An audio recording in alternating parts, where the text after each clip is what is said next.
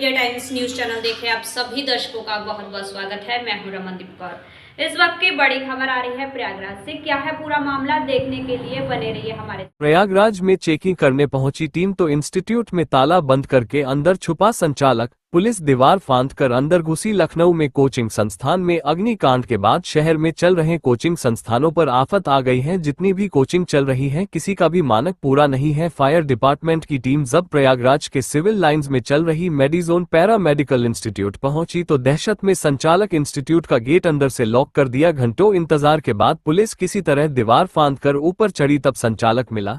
उसने बताया कि दहशत की वजह से उसने ये हरकत की थी। इस इंस्टीट्यूट में सैकड़ों छात्र अलग अलग शिफ्ट में पढ़ने आते हैं, लेकिन सुरक्षा के नाम पर बिल्डिंग में कोई व्यवस्था नहीं की गई है। फायर उपकरण पुराने हैं और बिल्डिंग का नक्शा भी पास नहीं है। फायर टीम के बुलाने पर पीडीए की टीम भी मौके पर पहुंची और जांच की। जांच के दौरान बिल्डिंग का नक्शा पास होने का कोई कागज नहीं मिला, जिसकी वजह से टीम ने बिल्डिंग को सील कर दिया और ताला लगाकर नोटिस लगा दिया। प्रयागराज में सैकड़ों कोचिंग संस्थान अलग अलग इलाकों में चल रहे हैं। देखा जाए तो सभी कोचिंग संस्थान मानक के विपरीत ही चल रहे हैं। ऐसे में इस कार्यवाही से उनमें दहशत फैली है। पीडीए की टीम आगे भी इस तरह की कार्यवाही के लिए अभियान चलाएगी। और उसके बाद संचालक ने खुद को अंदर से बंद कर लिया। आप लोग क्या सूचना मिली थी और अब क्या कार्रवाई? चीफ फायर अफसर द्वारा जो है अवगत कराया गया कि इस तरह से एक बिल्डिंग है और इसको ताला बंद कर लिया। बहुत बड़ी बिल्डिंग है और यहाँ पर इंस्टीट्यूट चल रहा है। इसके मानकों को देखना है, मानकों को देख करके इस पर कार्रवाई की जानी है। मैं भी आया और मैंने भी देखा ताला बंद मिला। इसके बाद किसी तरह से ताला खुलवाया गया तो यहाँ पर फर्स्ट फ्लोर पर फारूक तैयब जी मिले। इनसे मैंने पूछा कि भाई इसका कोई नक्शा स्वीकृत है और इसके कोई एनओसीज हैं कि नहीं हैं। तो इनके द्वारा न तो कोई एनओसी दी गई और न ही कोई स्वीकृत मानचित्र दिखाया गया।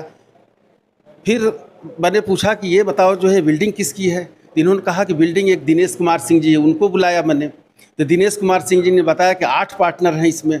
8 पार्टनर का मैंने नाम नोट किया तो ये इसमें दिनेश सिंह, अंकुर सिंह, ओम प्रकाश सिंह, पूनम सिंह, रूपा सिंह, पवन कुमार तिवारी और विवेक सिंह इसके पार्टनर हैं। और ये बिल्डिंग जो है G+2 मंजिल की बहुत काफ़ी पहले की निर्मित है।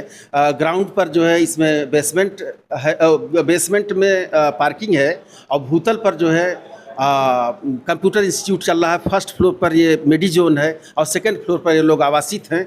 इनके द्वारा कुछ भी न दिखाए जाने पर प्रथम दृष्टया सील की कार्रवाई की जा रही है। इसके बाद अन्य भी जांच करते हुए इनके विरुद्ध कार्रवाई की जाएगी। क्योंकि इतने बड़े मीटर में ये है, रेजिडेंशियल इलाके में कमर्शियल एक्टिविटी हो रही है, तो क्या इसका भी कोई प्रावधान है? इसकी कोई आने वाले समय में कोई कार्रवाई जाँच करनी? नहीं, यहाँ तो ये मुश्किल है चूँकि अप्रोच रोड नहीं है, ये इनका खुल भी नहीं पाएगा। मैं इनको यही अभी बोला हूँ कि आप इसको अन्यत्र जो है शिफ्ट कर लीजिए, चूँकि इसका मानचित्र स्वीकृत नहीं हो पाएगा। जैसा कि हमें लगता है अप्रोच नहीं है। पैरामेडिकल के लिए अप्रोच रोड चाहिए एटलीस्ट 12। हाँ, गंगेश कुमार सिंह, जोनल अधिकारी।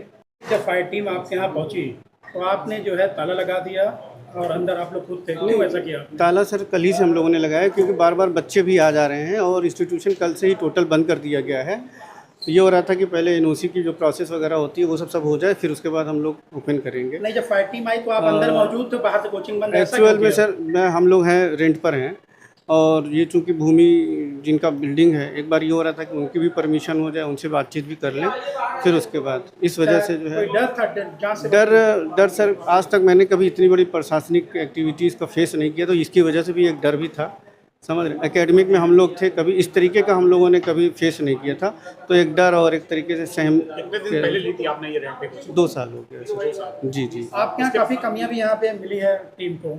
सर हमारे स्तर से जो हम लोग कर सकते थे, हम लोगों ने 4 से 5 फायर एक्सटेंसर रखा हुआ है, 2 रास्ते हैं, ठीक है। बाकी और जो फायर फाइटिंग के जो सिस्टम्स होते हैं वो सब परमानेंट होते हैं। वो लैंडलॉर्ड का एक सिस्टम होता है कि वो जिसकी बिल्डिंग होती है वो बनाते हैं।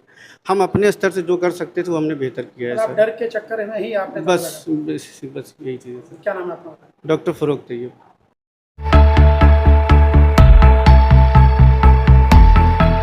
दबंगों से परेशान पीड़ित ब्राह्मण ने लगाई मदद की गुहार। प्रयागराज फूलपुर थाना क्षेत्र के ग्राम गोससीपुर तहसील हंडिया से एक बार फिर ऐसा मामला सामने आया है जो उत्तर प्रदेश सरकार की दबंगों के खिलाफ सख्त कार्रवाई की मंशा पर ही सवाल खड़े कर रहा है। वहीं आज मीडिया क्लब के हर्ष नारायण सभागार में त्रिलोकी लाल शुक्ल ने प्रेस वार्ता करते हुए मदद की गुहार लगाते हुए कहा, मेरे घर के बगल में रहने वाले दबंगों के द्वारा आराजी संख्या 151 आबादी की जमीन को कब्जा किया जा रहा था, जिसको लेकर दबंगों पुलिस ने जेल भेजा था। अब जेल से आने के बाद फिर जमीन पर कब्जा करना चाहते हैं। पीड़ित ने आरोप लगाते हुए कहा, पहले दबंगों द्वारा प्रभावती देवी की कॉलोनी को तोड़ दिया गया था और अंबेडकर योजना के तहत बने शौचालय को भी तोड़ दिया था, यहां तक कि मेरे घर पर भी कब्जा करने के लिए से पीछे की बाउंड्री वॉल तोड़ दिया। त्रिलोकी लाल शुक्ल का कहना है कि दबंगों द्वारा मेरे मकान को भी कब्जा करना चाहते हैं और सबसे कहते हैं कि मेरी आबादी पर बना है, इसको खाली कर दे वरना तोड़ देंगे। कई FIR इन पर दर्ज है और यह जेल भी जा चुके और जेल से वापस आने के बाद भी इनका आतंक जारी है।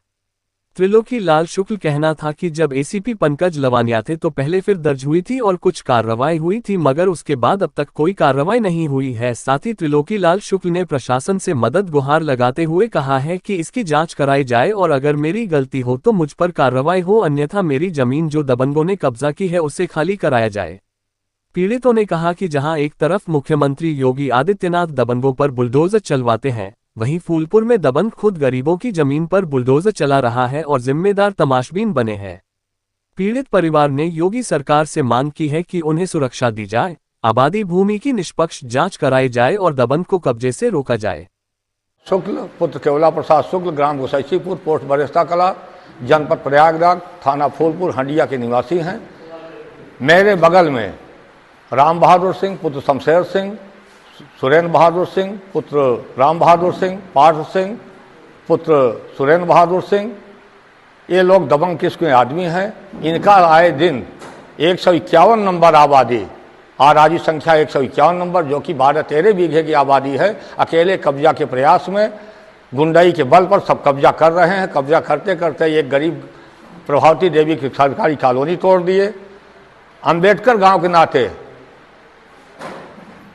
सुलभ शौचालय मिला था, उसको तोड़वा दिए आबादी में से। सब कब्जा करते करते मेरे मकान को भी ध्वस्त करने की नीयत से पीछे मकान बाउंड्री वाल को तोड़े, छोटे भाई की पश्चिम साइड में दीवार तोड़े, पत्रा को ध्वस्त कर दिए। करने के बाद अब वो पूरे मेरे मकान को भी कब्जा की नीयत से लोगों से कहते हैं हमारे मकान बना है, खाली कर दें, नहीं तो उसको भी तोड़ डालेंगे, बुलडोजर लगा दें। इतने दबंग किस आदमी हैं कि एक कहार के बच्चे को टंगारी से 9 बजे रात हमला करके 360 के मुलजिम मुझे जेल भी गए। जेल से आने के बाद उनका आतंक वही चल रहा है। आज की डेट में उनके ऊपर 6 मुकदमे दर्ज हो गए। अभी 20 तारीख को, आगामी 20 तारीख को एक मुकदमा फिर दर्ज हुआ। और वही राम बहादुर सिंह, सुरेंद्र बहादुर सिंह, सुरेंद्र बहादुर सिंह, राम बहादुर सिंह, ये स्थिति है। ये बहुत दबंग किसके आदमी है। बुलडोजर लगा के इनका आए दिन 10-12 बीघे के अकेले आबादी कब्जा के दृष्टिकोण से कब्जा कर रहे हैं। बार बार परेशान किया जा रहा है। हम शासन प्रशासन में कई बार जाते आते तत्कालिक पहला FIR कराने वाले पंकज लवानिया CO के माध्यम से पहला FIR दर्ज हुआ था। कुछ न्याय उनके मौजूदगी मिला, लेकिन कुछ हो नहीं रहा है। अब ऐसी स्थिति में अब बार बार मुझको धमकी दे रहे हैं। जब भी काम लगाते हैं 200 आदमी की 50-60 महिलाएं इकट्ठा करके अपने दरवाजे इकट्ठा कर लेंगे, काम चालू कर दें। सरकार बाउंड्री रेडीमेड बाउंड्री वाल बना करके कब्जा कर लिए हैं। अब हम तो यही चाहते हैं कि शासन प्रशासन से करबद्ध प्रार्थना है कि आकर के मौका मुआयना कर लें। अगर मेरी गलती हो तो मेरे साथ जो चाहे वो कर दें, अगर उनकी गलती हो तो बाउंड्री को ध्वस्त करके उसको उस ज़मीन को खाली कराने की कृपा करें। बार बार मैं एक गरीब ब्राह्मण हूँ, पूजा पाठ मेरा व्यवसाय है। किसी ढंग से अपने बाल बच्चों से पूजा पाठ के माध्यम से जीवन यापन कर रहा हूं, लेकिन मैं वहां रहने के काबिल अब रहने लायक नहीं। बार बार धमकी दी जाए। जब इकट्ठा होते हैं कोई अगर निकलेगा तो जान से मार डालेंगे। अब पुलिस आती है, आगे चली जाती है, कोई उचित कार्यवाही नहीं हो रही है। 6 मुकदमे के बाद वो दबंगई तौर घूम रहे हैं। सारी ज़मीन को 500 मीटर दूर से मेरे पूरब साइड, पश्चिम साइड और दक्षिण साइड की ज़मीन के उत्तर तो रोड है, वहाँ कुछ नहीं कर सकते। बाकी सारी ज़मीनों को अपने कब्जे में ले लिए हैं। दीवानी का मुकदमा भी चल रहा है, लेकिन वो मुकदमा चल रहा है, कोई दिक्कत नहीं। अब मैं तो यही शासन प्रशासन से और माननीय मुख्यमंत्री जी से करबद्ध प्रार्थना करता हूँ कि मेरी सहायता करें। एक ब्राह्मण के नाते, एक पुजारी के नाते जो मेरे साथ हो रहा है असहनीय वेदना के साथ मुझे आज यहाँ इस प्रेस क्लब में आप लोगों मौजूद में आए हैं। आप लोग मेरी बात को शासन प्रशासन तक आगे बढ़ाएं और प्रशासनिक अधिकारी अगर मौके पर जा कर के मुआयना कर लें। अगर मुआयना में मेरी कमी मिलती है, अगर आबादी ज़मीन या तो उन्हीं के लिए अगर छुट्टी हो, कोई दिक्कत नहीं, शासन प्रशासन कह दे, झंझट समाप्त हो जाए। और नहीं तो उस बाउंड्री वाल को ख़त्म करके मेरे दरवाजे खुलवाया जाए, नापदान की नाली खुले। बार बार मैं करबद्ध प्रार्थना करता हूँ मुख्यमंत्री जी से और आप लोगों के इस चैनल के माध्यम से। मैं त्रिलोकी लाल शुक्ल, गोसैसीपुर, बरिस्ता कला, थाना फूलपुर, हंडिया, प्रयागराज के निवासी।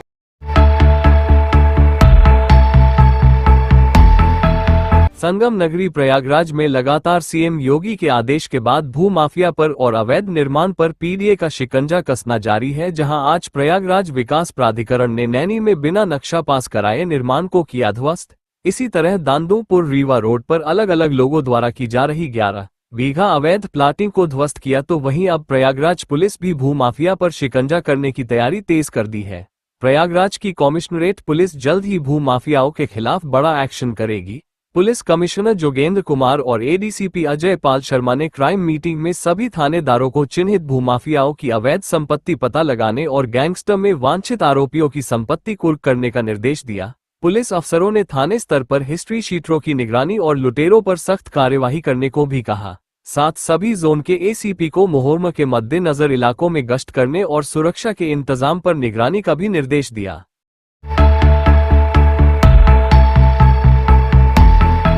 लखनऊ अग्निकांड के बाद सीबीआई जांच और प्रदेशव्यापी बिल्डिंग ऑडिट की मांग, इलाहाबाद हाईकोर्ट में लेटर पीआईएल दाखिल। लखनऊ के अलीगंज क्षेत्र में कोचिंग संस्थान और लाइब्रेरी में हुए भीषण अग्निकांड के बाद इलाहाबाद हाईकोर्ट में इस मामले की सीबीआई जांच और पूरे प्रदेश में व्यावसायिक भवनों एवं कोचिंग संस्थानों के सुरक्षा मानकों की व्यापक समीक्षा की मांग उठी है। अधिवक्ता गौरव द्विवेदी ने इलाहाबाद हाईकोर्ट के मुख्य न्यायाधीश को संबोधित करते हुए एक लेटर जनहित याचिका पीआईएल दाखिल की है, जिसमें घटना की निष्पक्ष जांच के साथ साथ प्रदेश भर में भवन सुरक्षा व्यवस्था का ऑडिट कराने की मांग की गई है। उन्होंने दावा किया कि प्रयागराज समेत प्रदेश में संचालित हजारों कोचिंग संस्थानों में से बहुत कम संस्थान ही निर्धारित मानकों और आवश्यक अनुपालन के अनुरूप संचालित हो रहे हैं, जबकि अधिकांश संस्थान अनियमित तरीके से चल रहे हैं। उनका कहना है कि विकास प्राधिकरण आम लोगों के छोटे निर्माण कार्यों पर तो तत्काल कार्रवाई करते हैं, लेकिन बड़े व्यावसायिक भवनों में हो रही अनियमितताओं पर समय रहते ध्यान नहीं दिया जाता, जिसके कारण इस प्रकार की घटनाएं सामने आती हैं। लेटर पीआईएल में मांग की गई है कि सेवानिवृत्त न्यायाधीशों, अग्नि सुरक्षा विशेषज्ञों और संरचनात्मक इंजीनियरों की एक उच्चस्तरीय समिति गठित की जाए, जो पूरे उत्तर प्रदेश में कमर्शियल भवनों और कोचिंग संस्थानों का सर्वे कर यह सुनिश्चित करे कि राष्ट्रीय भवन संहिता (एनबीसी) और शहरी नियोजन एवं विकास अधिनियम के अनुरूप भवनों का निर्माण और नक्शा स्वीकृत हुआ है या नहीं। अधिवक्ता गौरव द्विवेदी ने ये भी मांग की है कि भवन निर्माण संबंधी मूल कानूनों के विपरीत जारी शासनादेशों की न्यायिक समीक्षा कर उन्हें निरस्त किया जाए तथा कानून के अनुरूप ही भवनों के नक्शे स्वीकृत किए जाएं। उन्होंने कहा कि इस लेटर पीआईएल में प्रयागराज विकास प्राधिकरण के उपाध्यक्ष, लखनऊ विकास प्राधिकरण के उपाध्यक्ष, उप निदेशक अग्निशमन विभाग तथा उत्तर प्रदेश के मुख्य सचिव को पक्षकार बनाया गया है। उनका कहना है कि प्रदेश में बढ़ती ऐसी घटनाओं को रोकने के लिए जवाबदेही तय करना और सुरक्षा मानकों का कड़ाई से पालन सुनिश्चित करना समय की सबसे बड़ी आवश्यकता है। जी, ये जो लखनऊ में अग्निकांड हुआ है, इसको लेकर मेरे द्वारा मुख्य न्यायाधीश के समक्ष एक लेटर पिटीशन दाखिल की गई है। उस लेटर पिटीशन में मुख्य मांग ये की गई है कि सबसे पहले तो इस मामले की एक सीबीआई इंक्वायरी होनी चाहिए। दूसरा कि ये जो ये कांड हुआ है अग्निकांड, ये एक बहुत बड़े इलीगैलिटी जो कि डेवलपमेंट अथॉरिटीज़ की तरफ से अनदेखी की गई है, कानून की एनबीसी का उल्लंघन किया है, urban planning and development act के तहत उल्लंघन किया है। इसमें एक हाई पावर कमेटी की भी मैंने मांग की है। एक हाई पावर कमेटी बनाई जाए रिटायर्ड जज की, जो कि ये समीक्षा करे कि जितनी भी अवैध बिल्डिंग चली, जिसमें कोचिंग का संचालन हो रहा है, हॉस्पिटल्स हैं, दुनिया भर की और बाकी कई सेंटर्स हैं, शॉपिंग सेंटर्स हैं, ये सब किस तरीके से किसके आदेश से चल रही है और वर्ष 2022 में इलाहाबाद हाई कोर्ट की स्टेट बिल्डिंग में भी इसी तरीके से आग लग गई थी। उस वक्त भी मैंने लेटर पिटीशन मूव किया था। तो ये बार बार किस टाइप का फेलियर हो रहा है कि आग लग जा रही है और हम सब जो कि अपने घर से सुरक्षित निकल रहे हैं, वो पता चलता है कि इस आग के हवाले हो गए। सिर्फ इसलिए क्योंकि ये अनदेखी की गई पीडीए के द्वारा, एलडीए के द्वारा, और जो भी डेवलपमेंट अथॉरिटी इसको कर रही है लगातार।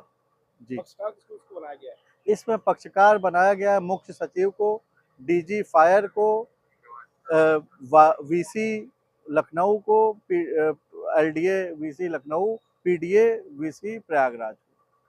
जी,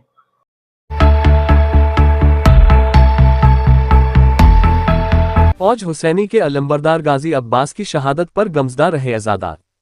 प्रयागराज चक जीरो रोड स्थित इमामबाड़ा डिप्टी जाहिद हुसैन में 8वीं मुहर्रम की मजलिस का आयोजन किया गया।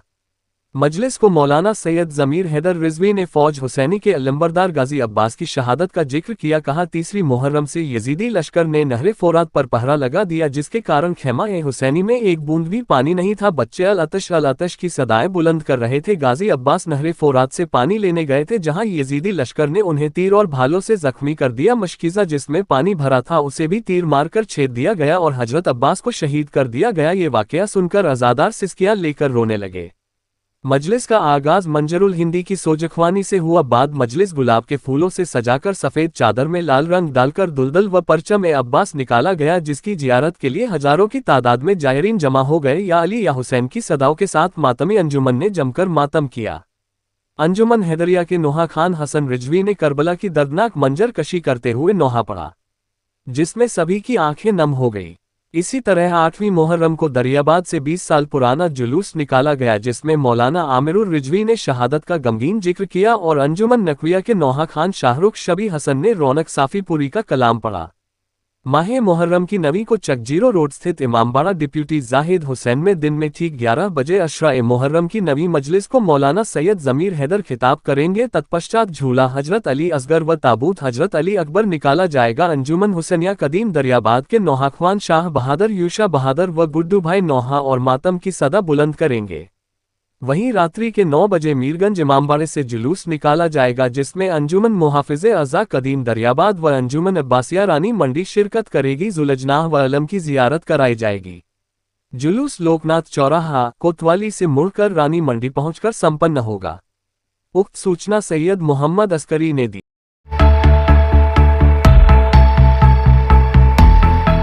विधानसभा क्षेत्र फाफामऊ में छत्रपति साहूजी महाराज की जयंती के अवसर पर पिछड़ा वर्ग प्रकोष्ठ कांग्रेस पार्टी द्वारा एक विशेष कार्यक्रम का आयोजन मंसूराबाद में किया गया। इस दौरान आयोजित एक प्रेस वार्ता में कांग्रेस नेताओं ने पिछड़े वर्गों ओबीसी के अधिकारों और सामाजिक न्याय को लेकर अपनी बातें प्रमुखता से रखी। प्रेस वार्ता को संबोधित करते हुए मुख्य वक्ता ने कहा कि छत्रपति साहूजी महाराज की जयंती के उपलक्ष्य में ये पूरा पखवाड़ा 15 दिन का विशेष कार्यक्रम मनाया जा रहा है। इसी क्रम में आज फाफामऊ विधानसभा में कार्यक्रम आयोजित किया गया है। उन्होंने याद दिलाया कि साहूजी महाराज ने आजादी से पहले वर्ष 1902 में ही शोषित और पिछड़े वर्गों के लिए 50% आरक्षण लागू कर दिया था। आज की जयंती का ये पूरा पखवाड़ा चल रहा है और उसी तारतम्य में आज फाफामऊ विधानसभा में मना रहे हैं। देखिए, कहना है कि ओबीसी की जय हो और हमारा हिस्सा तय। बाबा साहब अम्बेडकर ने ही बोला था कि शिक्षा वो शेरनी का दूध है, जो जितना पिएगा उतना दहाड़ेगा। तो हम लोग उस सामाजिक न्याय की ओर जा रहे हैं और जो हमारा हिस्सा है उसको हम मांग रहे हैं कि भाई जितना भारी उसकी उतनी हिस्सेदारी। उस न्याय के तहत अगर हमारी आबादी है तो हमको न्याय मिलना चाहिए और आरक्षण हमको मिलना चाहिए। जैसा कि छत्रपति साहूजी महाराज ने 50% आरक्षण लागू किया था उस जमाने में 1902 में, आजादी से पहले। तो आज क्यों नहीं है लागू आज वो आरक्षण? जबकि हमारी जनसंख्या आज उत्तर प्रदेश में भी हम देखें तो 65 से 70% की जनसंख्या है, लेकिन कितना आरक्षण हमको मिल रहा है? ये हम जननायक, हमारे जो न्याय योद्धा है राहुल गांधी जी, उनके विचारों को लेकर के, उनके संदेशों को लेकर के प्रसारित करने के लिए जगह जगह हम लोग जा रहे हैं और हर महापुरुष की जन्म जयंती मना रहे हैं। आप लोगों ने और मुद्दे उठाए हैं, चाहे ये जो घटना हुई है उस पर हम दुख व्यक्त करते हैं। और साथ ही अभी कुछ देर पहले भी बीत के समय भी मैं बोला था कि हर जिस बच्चे का भी इंतकाल हो गया, जो दुखद घटना में जिनकी मृत्यु हो गई, उनको 5-5 करोड़ रुपए मुआवजा दिया जाए और उनके परिवार में हर एक व्यक्ति को नौकरी मिले। पूरे प्रदेश भर में राम मंदिर, हमारे न्याय योद्धा राहुल गांधी जी जो आज देश के विपक्ष के नेता है, उनका स्पष्ट मानना है कि इस देश में अब सामाजिक न्याय होकर रहेगी, जिसकी जितनी संख्या होगी उसकी उतनी भागीदारी मिलकर रहेगी। इसको भटकाने के लिए ये हिंदू मुस्लिम और मंदिर मस्जिद किया जा रहा है, जबकि हम लोग का कांग्रेस में ओबीसी के डिपार्टमेंट और कांग्रेस की तरफ से हमारे न्याय योद्धा राहुल जी का स्पष्ट निर्देश है कि अब शोषित वंचितों और जो भी पिछड़ों है उसका अधिकार, उसका जितना जनसंख्या होगा उतनी उसकी भागीदारी मिलेगी। इसी के एवज में जब छत्रपति साहू जी महाराज 1902 में वंचितों, पिछड़ों, शोषितों के लिए 50% नौकरियां में आरक्षण दिए थे, तो ऐसे महापुरुषों को हम लोग याद कर रहे हैं और ऐसे महापुरुषों के पद चिन्ह पर ही हमारे न्याय योद्धा राहुल जी चल रहे हैं। और ऐसे महापुरुषों को जो लोग लड़ाई लड़े, उस लड़ाई को हम लोग याद करके और उनको लड़ाई को आगे बढ़ा रहे हैं। संजय प्रसाद जी ने आज, देखिए, ये हमेशा से होता आया है ऐसा। आपने बहुत सही मुद्दा उठाया कि छोटी मछलियों को पकड़ा गया और बड़ी मछलियों को छोड़ दिया गया। तो इसकी हम मांग करते हैं कि जो भी जांच एसआईटी रिपोर्ट आई है उसको सार्वजनिक किया जाए, ताकि आम पब्लिक को, आम जनता को, देश के जनता को पता चले ये सही क्या है और गलत क्या है। तभी हमारे राष्ट्रीय उपाध्यक्ष जी ने ये बताया कि जब भी कोई हम मांग करते हैं, जब भी कोई हम लोग आंदोलन लेके चलते हैं, तो इनको उलझा दिया जाता है मंदिर मस्जिद के चक्कर में कि हिंदू है, मुस्लिम है।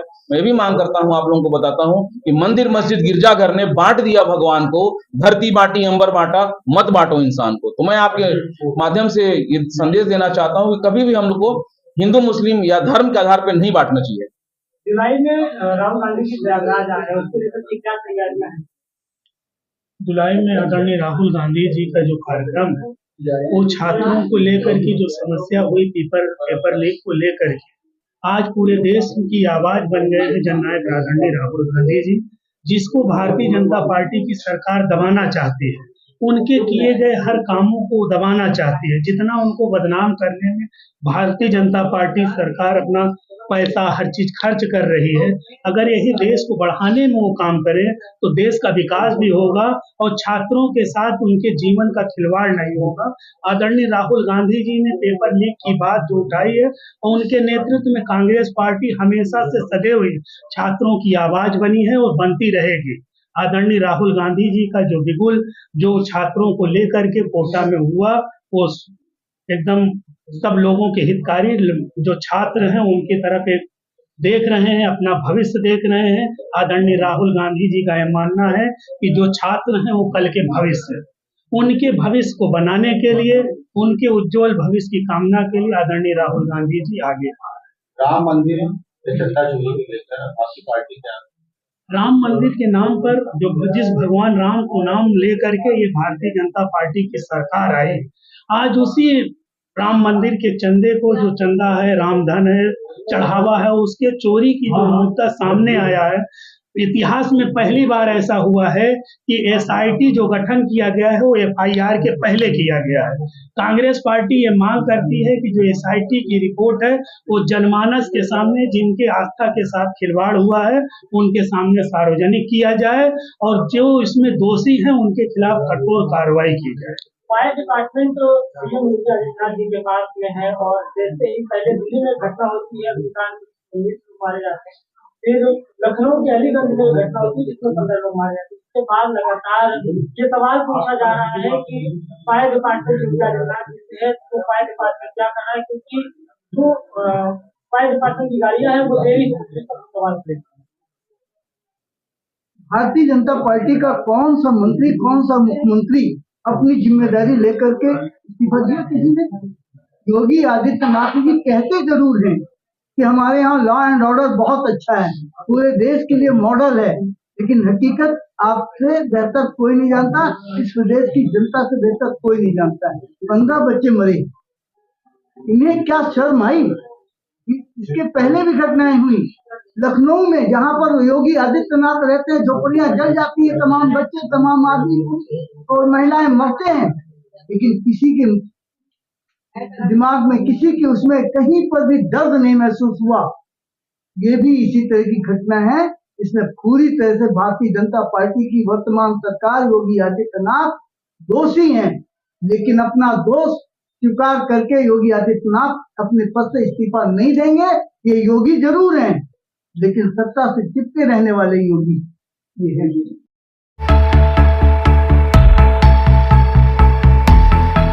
प्रयागराज उत्तराव थाना क्षेत्र के काजीपुर गांव स्थित हुसैनी इमामबाड़े में 7वीं मुहर्रम के अवसर पर एक मजलिस का आयोजन किया गया। मजलिस में करबला के शहीदों को खिराज अकीदत पेश की गई तथा उपस्थित लोगों ने श्रद्धापूर्वक भाग लिया। मजलिस के उपरांत मरहूम कल्बे हसन के घर से अलम और जुल्जना का जुलूस निकाला गया। जुलूस अपने पारंपरिक कदीमी मार्ग से होते हुए पुराने घर के इमामबाड़े तक पहुंचा। वहां से पुनः हुसैनी इमामबाड़े पहुंचकर जुलूस का समापन हुआ। जुलूस के दौरान अकीदतमंदों ने नौहे पढ़े और मातम कर करबला के शहीदों को याद किया। पूरे कार्यक्रम में क्षेत्र के बड़ी संख्या में लोगों ने भाग लिया तथा मुहर्रम की परंपराओं का पालन करते हुए अमन और सौहार्द का संदेश दिया। जुलूस को सकुशल संपन्न कराने के लिए उत्तराव थाने की फोर्स भी मौजूद रही। देश दुनिया की खबरों के लिए world media times news channel को सब्सक्राइब करें।